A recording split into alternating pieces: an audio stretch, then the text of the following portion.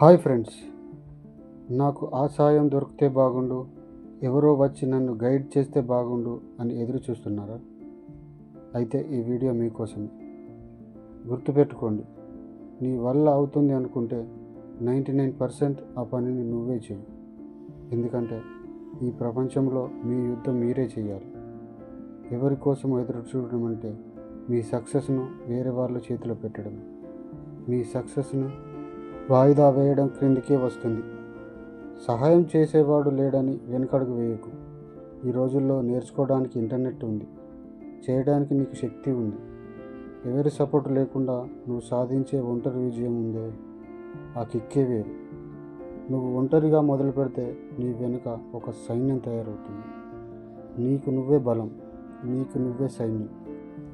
నువ్వు ఏదైతే తర్వాత చేస్తాంలే అని వాయిదా వేసావో దాన్ని ఈరోజే స్టార్ట్ చేయి.